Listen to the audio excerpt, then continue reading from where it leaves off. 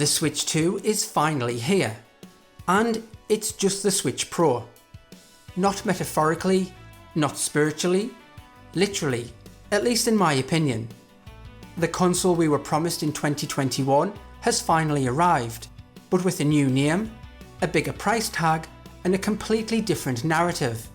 This video isn't about hating on Nintendo, it's about pulling back the curtain, because if you're wondering whether the Switch 2 is truly next gen, you might want to take another look. Visually, the Switch 2 could be mistaken for its predecessor.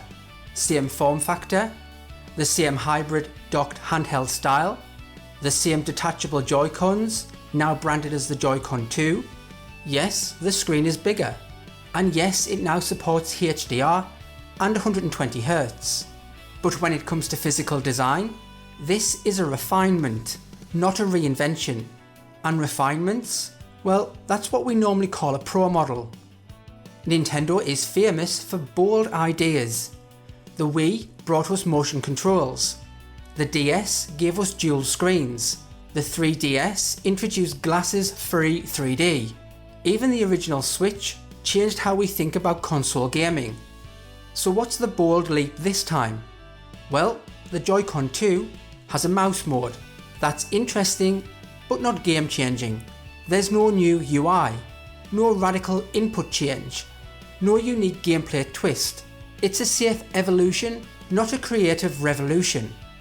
Back in 2021, Bloomberg and other outlets reported that Nintendo was preparing a Switch Pro.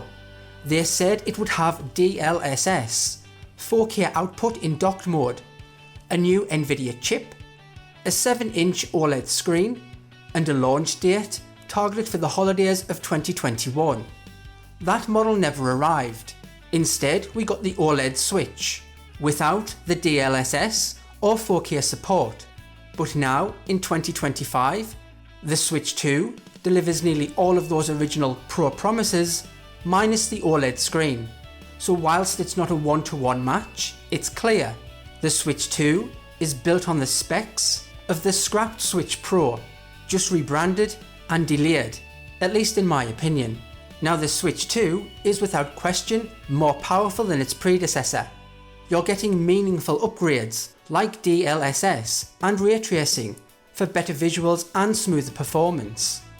The new screen supports HDR10 and runs up to 120Hz, which makes colours pop and the gameplay feel more fluid. The variable refresh rate also helps eliminate stuttering during frame drops, which is something fans have been asking for. And on paper, the internal storage has improved too. The Switch 2 now offers 256GB of UFS storage, which is significantly faster than what the original had. But here's the catch. While it supports microSD express cards for additional storage, those cards are much more expensive than standard microSD options. For most players, expanding storage will either be costly or require juggling files the old-fashioned way. Meanwhile, some of the core problems haven't been addressed. The battery life is reported to be at around 2 to 6.5 hours.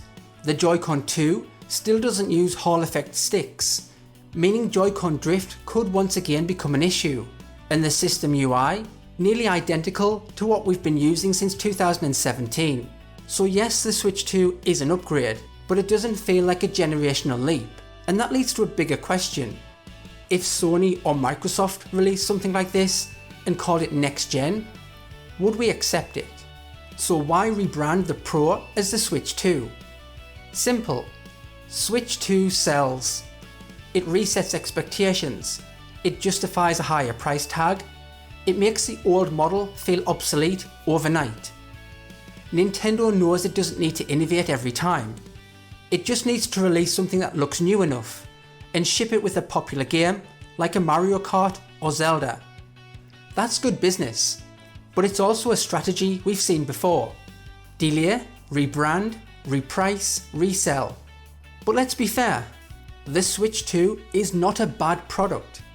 It's a strong upgrade for anyone still on the 2017 model. It looks better, plays better, will likely have great games. But let's not pretend this is the leap we were waiting for this is not a next-gen system. It's a deferred mid-gen refresh with a next-gen label. And it's okay to say that. So what do you think? I personally won't be buying this unless there is a price drop further down the line. But is this the upgrade you were hoping for?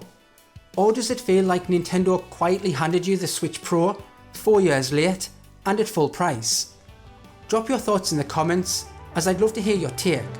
So thanks for watching, and I'll see you next time.